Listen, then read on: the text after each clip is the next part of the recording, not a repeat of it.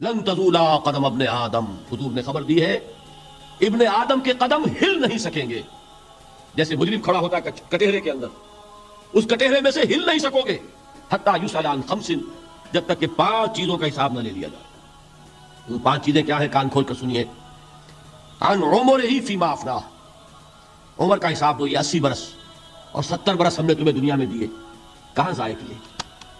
وعن شبابہ فیما ابلاہ، اور خاص طور پر جوانی کا دور، امنگوں کے دن، ولولے ہوتے ہیں، قوت ہوتی ہے، توانائی ہوتی ہے، آدمی چلتے ہوئے زمین پر پاؤں مارتا ہے، قوت جو ہے وہ اپنا اظہار چاہتی ہے.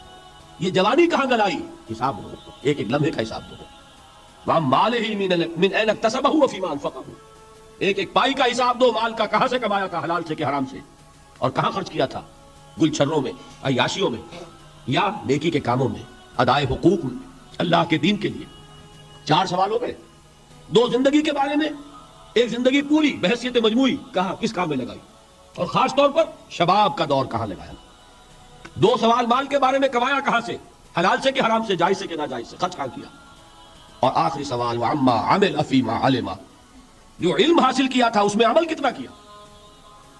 علم کے انبار لگاتے چلے گئے اور عمل کے آغاز کی بھی نوبت نہ آئی.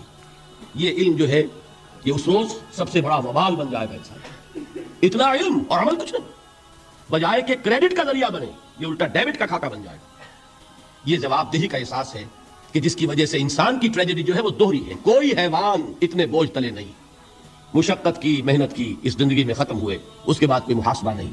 اس کو بھی غالب نے خوب کہا ہے کہ اب تو گھبرا کے یہ کہتے ہیں کہ مر جائیں گے، اور مر کے بھی چین نہ پایا تو کدھر جائیں گے. یہ ہے وہ ہیومن ٹریجڈی. اب میں آپ کو توجہ دلانا چاہتا ہوں. ایک وہ گوتم بدھ کا فلسفہ، اس کے فلسفے کا مین تھیم یہ ہے سروم دکھم، آل از پین، آل از سفرنگ. اور اس نے جو بھی اپنی محنت کی یہ تو اللہ ہی بہتر جانتا ہے کہ اسے بعد میں ملا کیا اور کیا نہیں ملا. ایک بات آپ سے عرض کر دوں، گوتم بدھ کے بارے میں ایک بہت جید عالم میرے نزدیک بر صغیر پاک و ہند کے علماء میں جو اس صدی کے علماء ہیں ان میں ان کا بہت اونچا مقام ہے، مولانا مناظر حسن گیلانی رحمۃ اللہ علیہ. گیلان قصبہ ہے ایک بہار کا، وہاں کے رہنے والے تھے. ان کی زندگی زیادہ گزری حیدرآباد دکن، عثمانیہ یونیورسٹی میں استاد رہے. انہوں نے گوتم بدھ کے بارے میں یہ لکھا ہے کہ میرا یہ گمان ہے کہ وہ بھی اللہ کے نبی تھے، اور اس کی دلیل دی ہے. قرآن مجید میں ایک رسول کا ذکر آتا ہے، ذوالکفل، اور یہ ذوالکفل وہ ہے جس کے بارے میں ہمیں کچھ پتہ ہے. قرآن مجید میں بھی ایک جگہ ذکر آیا ہے. نمبر 2 یہ کہ کسی حدیث میں اس کی کوئی ہمیں وضاحت نہیں ملتی، نہ حضور سے پوچھا گیا نہ حضور نے اس کی وضاحت فرمائی. اب یہ ذوالکفل ہے کون؟ تورات میں جو نبیوں کے نام آتے ہیں ان میں سے کسی نبی کا نام ذوالکفل کے آس پاس نہیں بنتا کہ یہ سمجھا جائے کہ یہ اس نام کی بگڑی ہوئی یا بدلی ہوئی شکل بن گئی ہے. تو انہوں نے جو کہا ہے وہ بات وزنی معلوم ہوتی ہے اس اعتبار سے کہ کپل وستو، کپل پے جو ہے وہ عربی میں ہے نہیں، وہ فے بنتی ہے. تو ذوالکفل کے معنی کفل والا، اور یہ کفل جو ہے کپل، کپل والا، جس کو ہم کہتے ہیں کپل وستو کا شہزادہ. تو انہوں نے یہ کہا ہے کہ گوتم بدھ کے بارے میں یہ خیال، یہ میں عرض کر دوں کہ اس کو ہم یقین سے نہیں کہہ سکتے، یہ ان کا گمان ہے، خیال ہے، واللہ عالم کہیں گے ہم، لیکن امکان ضرور موجود ہے. قرآن کہتا ہے وَلِكُلِّ قَوْمٍ ہاد، ہم نے ہر قوم میں ہادی بھیجے. وَإِن مِّن قَرْيَةٍ إِلَّا خَلَا فِيهَا نَذِيرٌ، کوئی بستی ایسی نہیں دنیا میں جس میں کوئی نہ کوئی خبردار کرنے والا نہ آیا ہو. تو یہ ممکن نہیں ہے کہ وہاں نبی نہ آئے ہوں، لیکن ان کی تعلیمات اتنی بدل گئی ہیں کہ ہم ان کو پہچان نہیں سکتے. حضرت مسیح علیہ السلام کی تعلیمات اگر عیسائیوں سے ہم سمجھیں تو کبھی بھی انہیں اللہ کا نبی نہیں مان سکتے. یہ تو قرآن مجید میں آ کر حضرت مسیح علیہ السلام کی اصل حقیقت ہمیں پائی، ورنہ تو خدا کا بیٹا، ثالث و ثلاثہ، ان کو کیسے ہم مانتے ہیں؟ لیکن یہ کہ قرآن نے بتایا. تو جان لیجئے ہو سکتا ہے کہ گوتم بدھ بھی اللہ کے نبی ہوں، لیکن ہو سکتا ہے کہ درجے میں کہیں گے یقین سے نہیں. بہرحال گوتم بدھ نے اس دکھ، رنج، صدمہ، غم جو انسان کا مقدر ہے اس کا مشاہدہ کیا، اور پھر تپسیائیں کی، علم حاصل کیا، رشیوں منوں کے پاس گیا. اس نے کوشش کی کہ معلوم ہو سیلویشن کا راستہ کون سا ہے، اس دکھ سے نجات پانے کی کوئی سبیل بھی ہے کہ نہیں، اس غم سے، اس نجات سے، اس اندوہ سے انسان کسی طریقے سے چھوٹ سکتا ہے یا نہیں.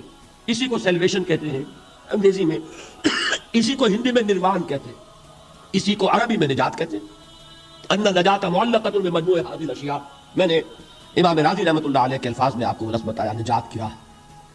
اچھا، جدید فلسفوں میں جن حضرات کو دلچسپی کی بات ہے انہی کے بارے میں عرض کر رہا ہوں. جدید فلسفوں میں بھی ایک فلسفہ ہے وجودیت، ایگزسٹانشلزم. آپ نے نام سنا ہوگا سارٹرے، یہ فرینچ فلسفر، اور اس وقت دنیا میں جو نوجوان نسل ہے وہ بہت زیادہ متاثر ہوئی ہے سارٹرے کے فلسفے سے.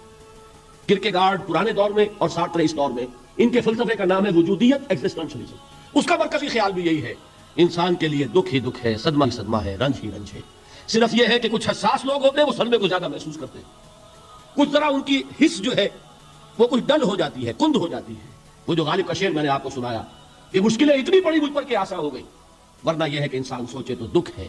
اب یہ دکھ جو ہے اس سے نجات کا کوئی راستہ بھی ہے کہ نہیں، یہ کوسچن مارک ہے، جس کا جواب ہے تیسری آیت میں الا الذین آمنوا وعملوا الصالحات وتواصوا بالحق وتواصوا بالصبر۔ جو ایک بندہ امیدی کی کیفیت طاری ہوتی ہے، والعصر ان الانسان لفی خسر، زمانے کی قسم ہے تمام انسان برباد ہونے والے ہیں، تباہی میں ہے، گھاٹے میں ہے، ٹوٹے میں ہے۔ اس سے جو ایک مایوس کن صورتحال سامنے آتی ہے، اس مایوسی سے نجات دلانے والی آیت ہے تیسری آیت۔ ایک راستہ ہے، یہ امید کی کرن ہے، تباہی سے بچ سکتے ہو، ابدی بربادی وہ بربادی۔ یہاں تو یہ ہے کہ ہم نے مشقتیں اٹھا لی، فقے جھیل لیے، تکلیفیں برداشت کر لی، سنے برداشت کر لیے، لیکن موت آئی، اس کا خاتمہ ہو گیا۔ لیکن اس کے بعد اگر خدا نہ خواستہ جہنم میں جھونک دیے گئے، وہ ابد الآباد تک کی، وہ ہمیشہ ہمیشہ کی جلن۔ قرآن کہتا ہے کہ اگر ایک کھال جل جائے گی، جھلس جائے گی، اللہ اور کھال دے دے گا۔ دیکھیے یہ بھی جدید دور میں آپ کو معلوم ہوگا، مورس بکائی نے جو کتاب لکھی دی فرینچ سرجن، اس نے ثابت کیا ہے کہ قرآن مجید نے جتنے نیچرل فینومینا کا حوالہ دیا ہے وہ بالکل سائنس کے مطابق ہے۔ آج ہمیں یہ معلوم ہے کہ حس جو ہے وہ صرف کھال میں ہوتی ہے، کھال حساس ہوتی ہے، کھال اتر جائے نیچے جو ہے گوشت جلے گا، آپ کو تکلیف نہیں ہوگی۔ معلوم قرآن نے کہا ہے کہ جب کھالیں ان کی جھلس جائیں گی ہم نئی کھال دے دیں گے، تاکہ وہ سوزش جو ہے، وہ جلن کا احساس برقرار ہے، وہ ختم ہونے نہ پائے۔ حالانکہ اس کی ضرورت نہیں ہے، اگر اندر کا گوشت بھی حس والا ہوتا تو پھر کھال دوبارہ عطا کرنے کی ضرورت نہیں ہے، گوشت جلے گا، اس سے بھی جلن کا اور سوزش کا احساس ہو جائے گا۔ لیکن قرآن کہتا ہے کہ نہیں، کلما نضجت جلودہم بدلنا لہم جلودا غیرہا، جب ان کی کھالیں جھلس جائیں گی، جل جائیں گی، ہم ان کی کھالیں بدل دیں گے تاکہ وہ سوزش برقرار رہے۔ ثم لا يموت فیہا ولا یحیا، پھر نہ وہ اس میں جی سکے گا نہ مر سکے گا، نہ زندوں میں ہوگا نہ مردوں میں ہوگا۔ موت کو پکارے گا، کاش کہ موت آ جائے جو مجھے اس مشقت سے اور مشکل سے چھٹکارا دلا دے۔ وہ موت جس سے اس وقت ہم بھاگتے ہیں، اگر خدا نہ خواستہ اس جہنم میں جھونکے گئے تو پھر موت کو پکاریں گے اور موت نہیں آئے گی۔ اس عذاب سے، اس ابدی ناکامی سے، اس خسران سے، اس ابدی ہلاکت سے بچنے کا کوئی راستہ ہے؟ وہ جو میدان حشر میں پکاریں گے لوگ، این المفر، کوئی جائے فرار ہے، کوئی جائے پناہ ہے، وہ جائے فرار، وہ جائے پناہ اس دنیا میں اللہ نے ہمیں عطا فرمائی، اسی کا نام صراط مستقیم ہے۔ الا الذین آمنوا وعملوا الصالحات وتواصوا بالحق وتواصوا بالصبر، ایک راستہ ہے۔